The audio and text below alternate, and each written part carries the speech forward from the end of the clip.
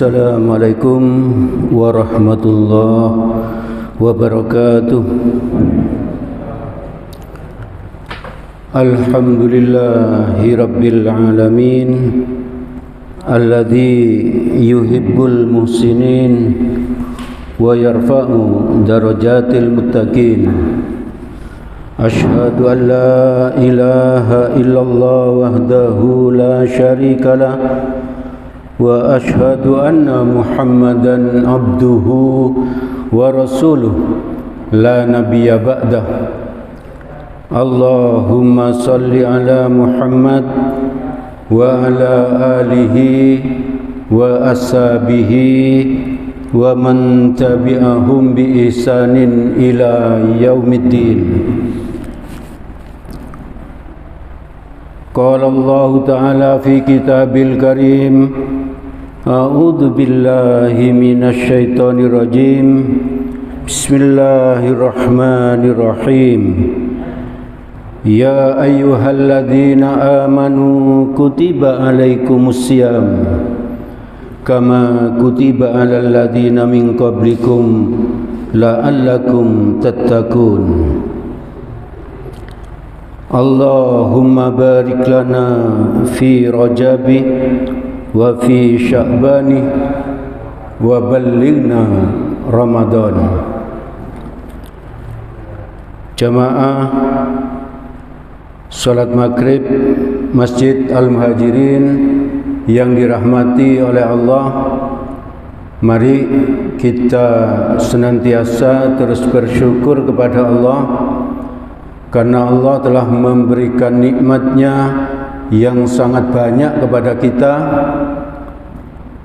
Dua macam nikmat yang menurut Nabi manusia sering lalai untuk mensyukurinya, yaitu nikmat sehat dan nikmat waktu luang.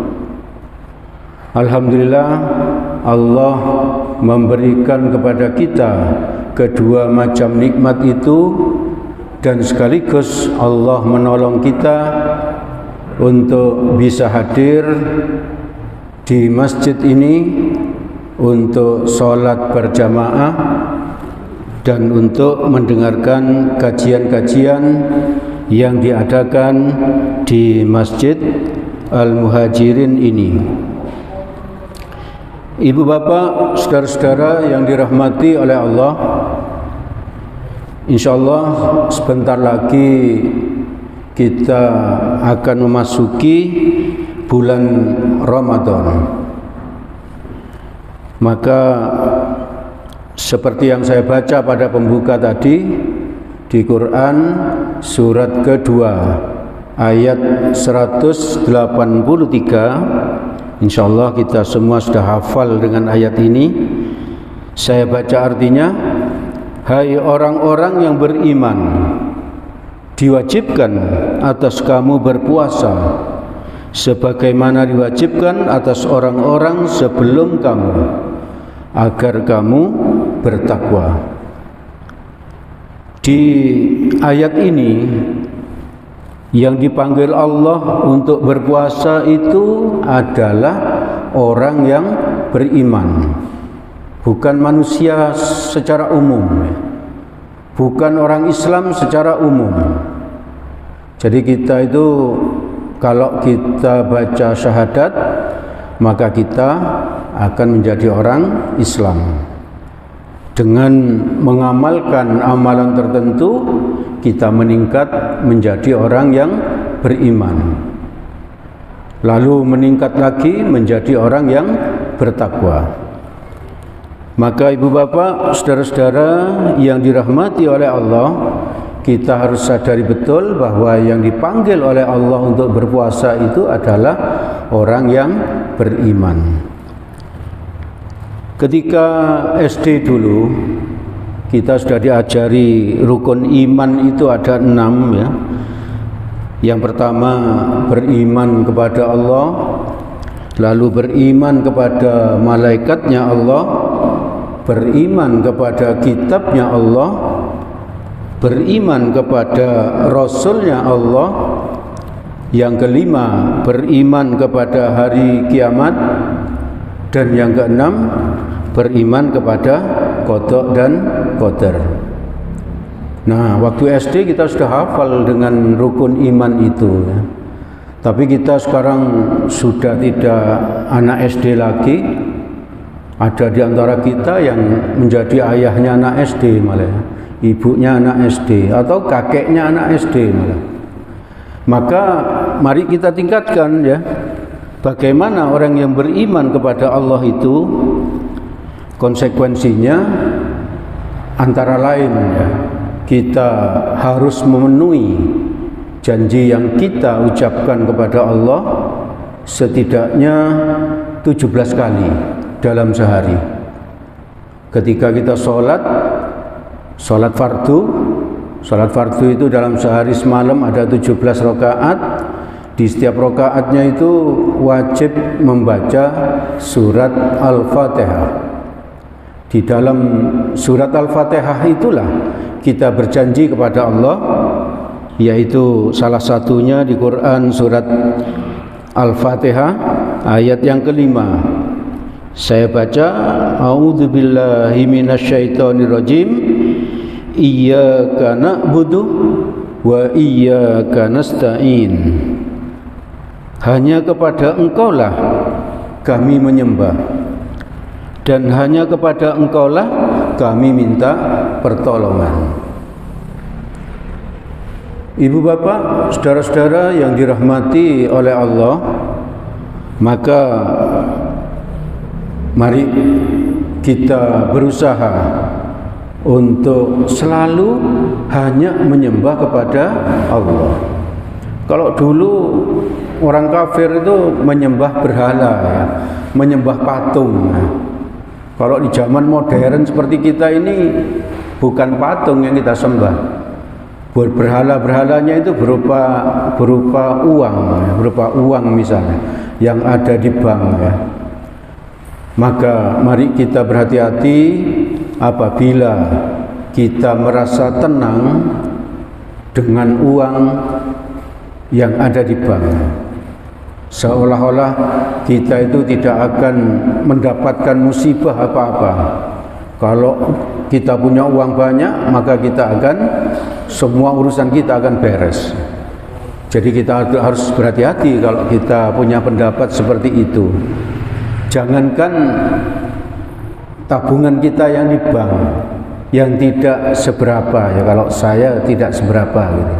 Itu pun kalau ada gitu ya. Seorang Fir'aun aja yang berkuasa, saking berkuasanya dia itu mengaku Tuhan, dalam sekejap ditenggelamkan oleh Allah di Laut Merah. Habislah kekuasaannya, habislah hartanya dan lain sebagainya. Tidak ada yang dibawa sedikit pun ya.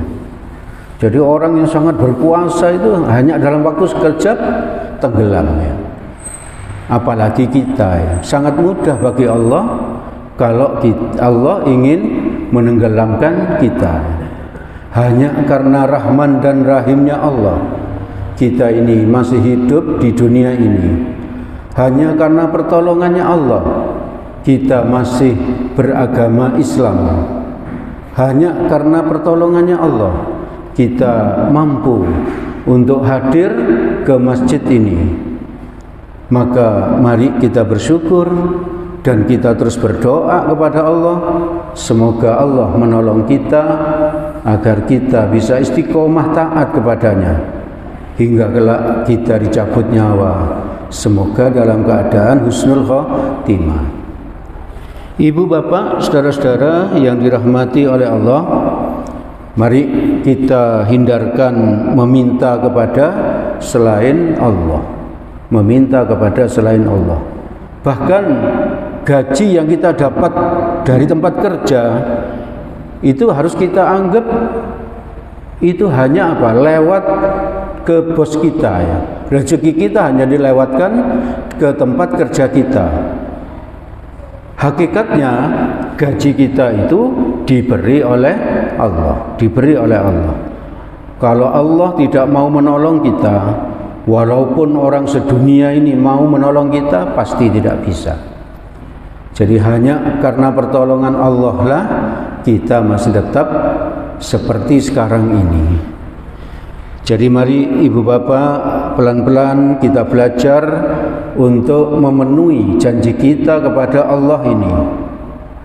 Janji kita yang kita ucapkan minimal 17 kali dalam sehari. Iyyaka na'budu wa iyyaka nasta'in. Hanya kepada Engkau hamba menyembah, dan hanya kepada Engkau hamba minta pertolongan. Ibu bapak, saudara-saudara yang dirahmati oleh Allah, mari kita ambil contoh bagaimana seseorang itu memegang imannya dengan sangat kuat. Beliau ini sangat bergantung kepada Allah, seperti yang dicontohkan oleh Nabi kita, yaitu Nabi Muhammad SAW. Ketika beliau letih, sangat letih, beliau beristirahat sejenak di bawah pohon. Karena sangat letih tadi, beliau tertidur dan akhirnya beliau terbangun karena kaget. Ada orang yang membentak beliau. Begitu beliau bangun, ternyata ada pedang terhunus yang diarahkan ke lehernya beliau. Lalu orang kafir itu yang bernama Daksur ini berkata, "Wahai Muhammad, dalam kondisi seperti ini, siapa yang akan melindungimu? Siapa yang akan menyelamatkanmu?"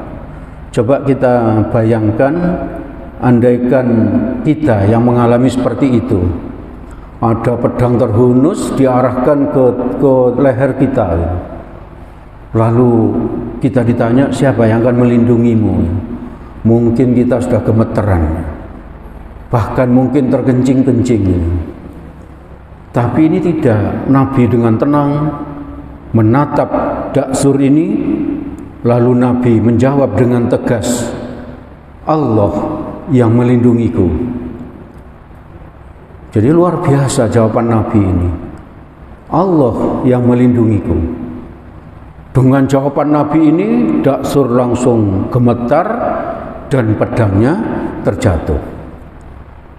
Maka Nabi mengambil pedang tadi, sekarang ganti Nabi yang mengarahkan pedang terhunus itu ke lehernya Daksur. Lalu Nabi bersabda, "Wahai Daksur, dalam kondisi seperti ini siapa yang melindungimu?" Maka Daksur tadi menjawab, hanya engkau wahai Nabi, wahai Muhammad, yang bisa menyelamatkan aku.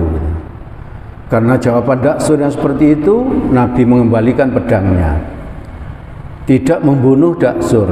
Luar biasa Nabi ini, luar biasa. Tidak ada dendam sedikit pun. Tidak ada dendam sedikit pun. Nabi itu hanya marah besar apabila Islam yang dihina, apabila Al-Quran yang dihina. Tapi kalau dirinya sendiri yang diancam, Nabi tidak pernah punya dendam. Nabi tidak pernah punya dendam. Nabi sangat pemaaf. Karena sikap Nabi ini, maka Daksur tadi mengucapkan kalimat syahadat, masuk Islam dia. Itulah contohnya bahwa kalau kita menggantungkan diri sepenuhnya kepada Allah, maka Allah yang akan menjadi penolong kita. Coba kita amati dalam perjalanan hidup kita ini, adakah kita mengalami suatu kondisi kepepet, lalu kita berdoa kepada Allah, bahkan memohon kepada Allah, dan Allah saat itu memberi jalan keluar. Jadi pengalaman seperti ini kita jadikan suatu alat untuk apa? Untuk melangkah ke berikutnya, bahwa hanya Allah yang menolong kita. Ini konsekuensi kita percaya kepada Allah, tidak menyembah kepada selain Allah dan tidak meminta tolong kepada selain Allah. Selain dari Allah itu hanya perantara, semuanya perantara. Ibu bapak saudara-saudara yang dirahmati oleh Allah, contoh yang lain ya, contoh yang lain ketika Nabi Ibrahim mau dibakar oleh orang kafir saat itu. Kenapa Nabi Ibrahim mau dibakar? Karena Nabi Ibrahim itu menghancurkan patung-patung yang disembah oleh orang kafir, dan hanya disisakan patung yang paling besar saja. Hanya disisakan patung yang paling besar. Begitu ditanya, wahai Ibrahim, siapa yang menghancurkan Tuhan-Tuhanku ini? Kata orang kafir. Nabi Ibrahim bilang, tanyakan kepada patung yang paling besar itu. Dengan cara seperti itu kan sebetulnya Nabi Ibrahim itu ingin menyadarkan orang kafir itu bahwa yang mereka sembah itu tidak bisa apa-apa. Tidak bisa apa-apa. Orang kafir mengatakan, kamu itu menghina saya. Bagaimana patung ini bisa berbicara? Nah itu menunjukkan para jamaah sekalian bahwa apa? Orang kafir itu sebetulnya apa? Sadar bahwa apa? Sesuatu yang dia sembah itu tidak bisa apa-apa. Tapi kenapa kok dia itu tetap menyembah patung? Itu yang bisa kita ambil hikmah ya. Kita bisa ambil hikmah. Abu Jahal itu percaya kalau Nabi itu, Muhammad itu adalah Nabi. Tapi kenapa dia tetap kafir? Karena apa? Karena Allah belum menolong mereka ya. Karena Allah belum memberi hidayah kepada mereka. Maka mari kita bersyukur kepada Allah, karena ternyata Allah memilih kita untuk menjadi orang yang beriman.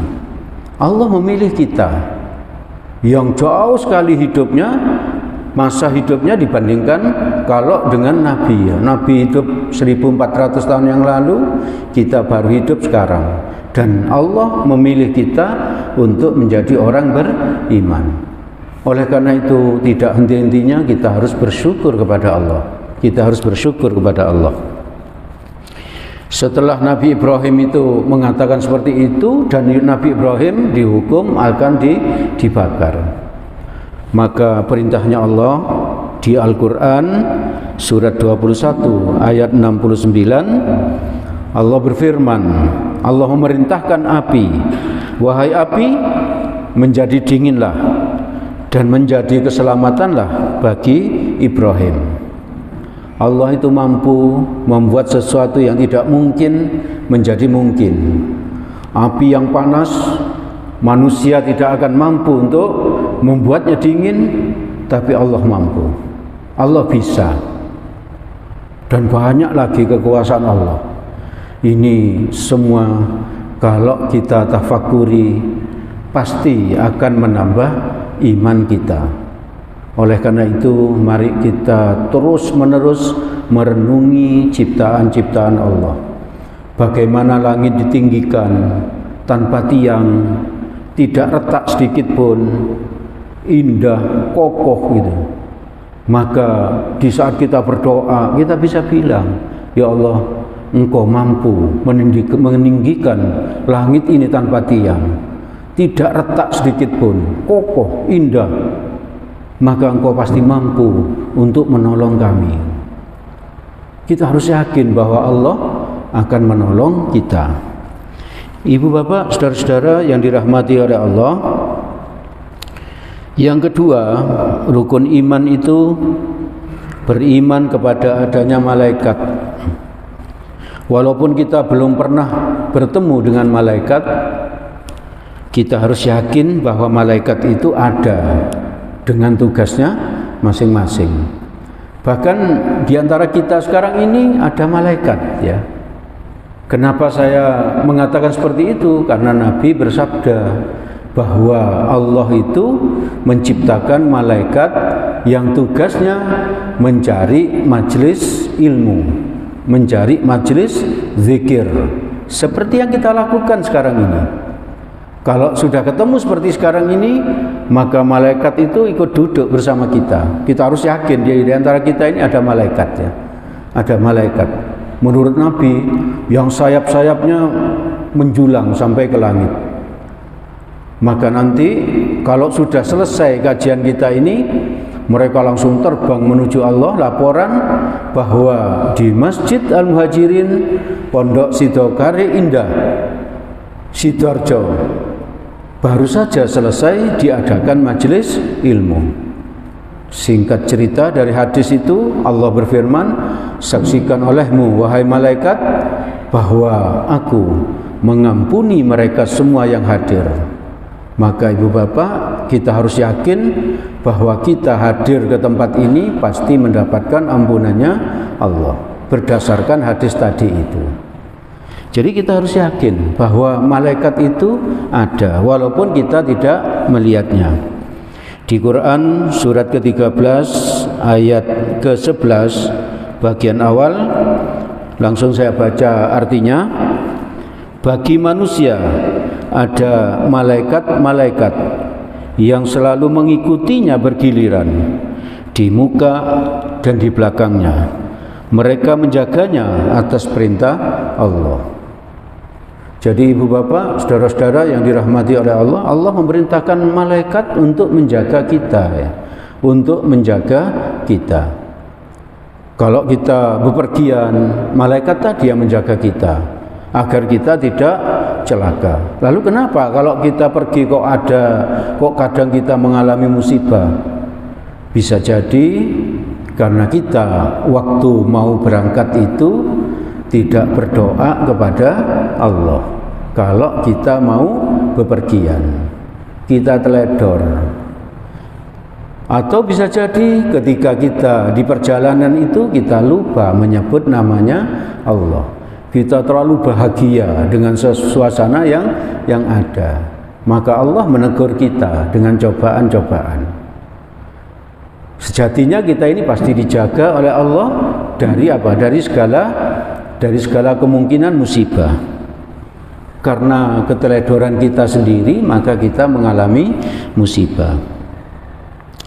Maka jamaah yang dirahmati oleh Allah, ada 10 malaikat yang nama malaikat yang harus kita tahu sekaligus tugas mereka. Antara lain yang harus kita ingat terus ini yaitu malaikat Israel. Malaikat Israel ini medeni, menakutkan, yaitu malaikat pencabut nyawa. Coba bayangkan kalau nanti malam ada malaikat Israel datang ke rumah kita lalu minta izin misalnya mau mencabut nyawa kita, kira-kira apa yang kita lakukan? Padahal malaikat Israel nggak pernah minta izin kepada manusia untuk mencabut nyawa, nggak pernah minta izin kecuali kepada Nabi Muhammad. Ya. Kalau kepada Nabi Muhammad, malaikat Israel memang minta izin. Baca kisah wafatnya, detik-detik wafatnya Nabi, itu ada bukunya kecil ya, tipis. Detik-detik wafatnya Nabi. Nah di situ malaikat Israel itu menjelma seperti manusia Arab yang gagah perkasa, ganteng. Minta izin kepada Nabi kalau dia sedang bertugas untuk mencabut nyawa. Tapi Allah berpesan, kalau Nabi tidak berkenan, saya disuruh kembali. Coba malaikat Israel minta izin kepada kita, maka kita mungkin minta ditunda dulu seperti yang ada di Al-Quran. Ya Allah, tunda 1 jam lagi, ya Allah tunda 30 hari lagi. Untuk apa? Agar saya bisa bersedekah, agar saya bisa ngaji, agar saya bisa datang ke masjid dan lain sebagainya. Tapi malaikat Israel tidak pernah minta izin. Malaikat Israel tidak pernah minta izin, tiba-tiba mencabut nyawa kita.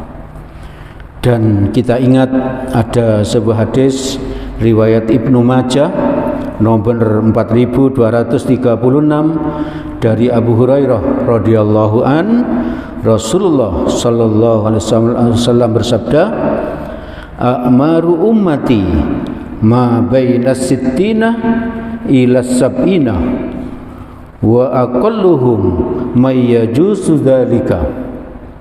Artinya, umur umatku antara 60 sampai 70 tahun. dan sedikit orang yang bisa melampaui umur tersebut.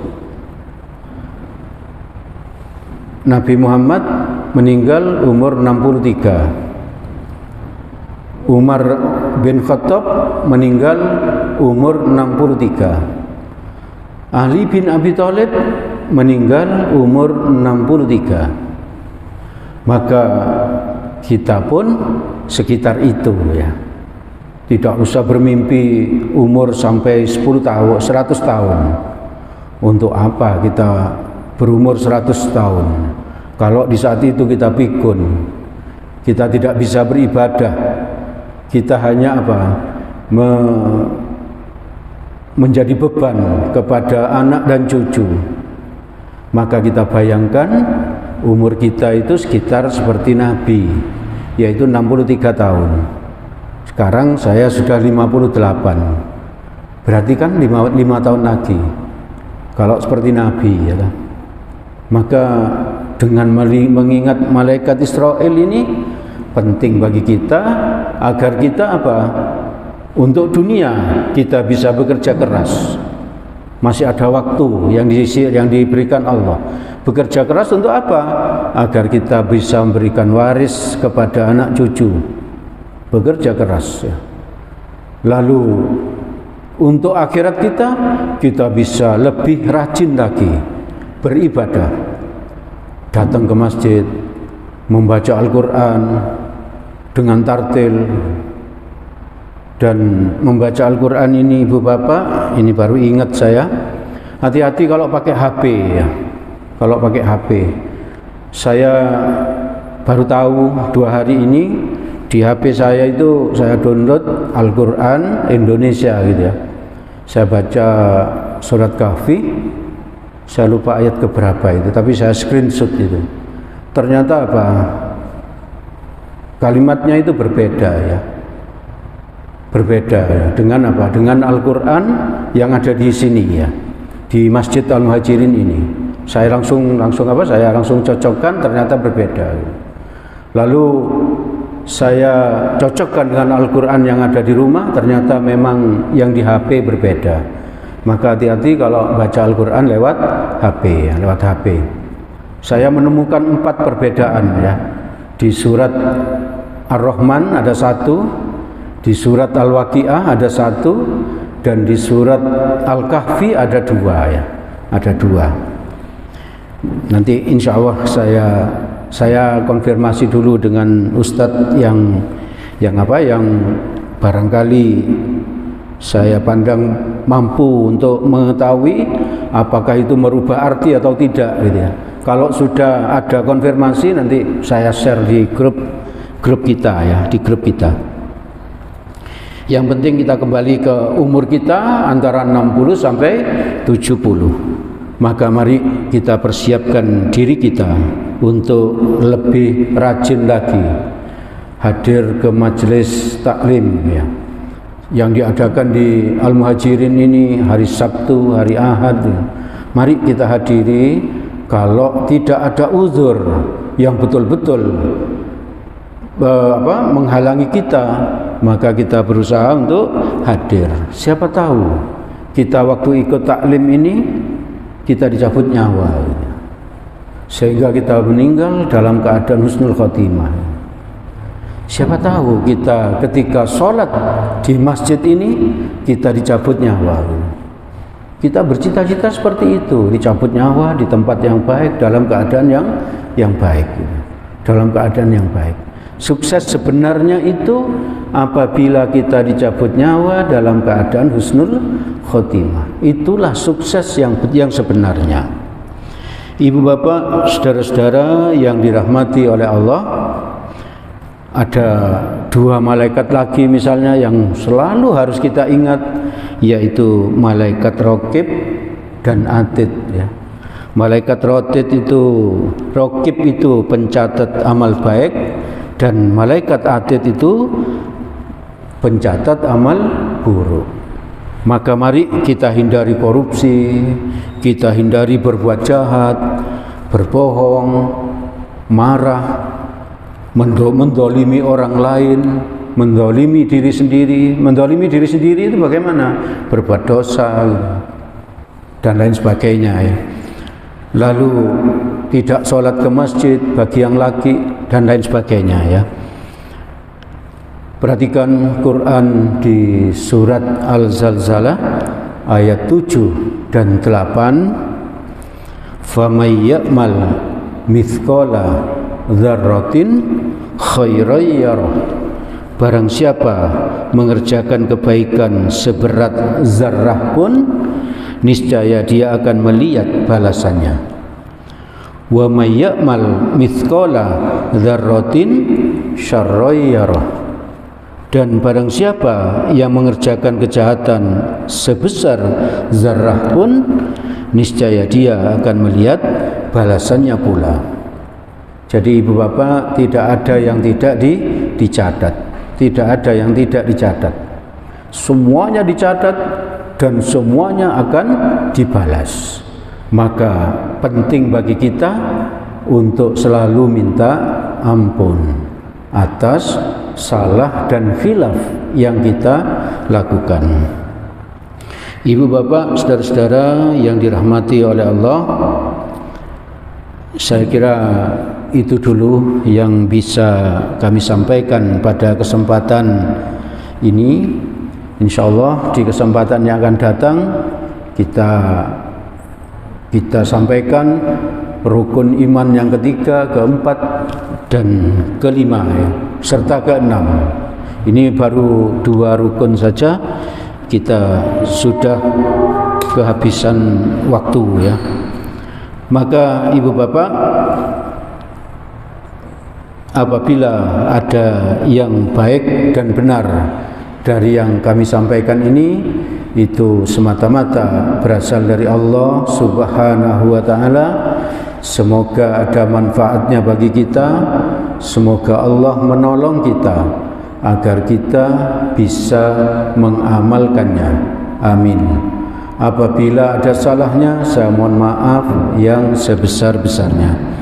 Diingatkan kepada ibu bapak yang ingin berkurban,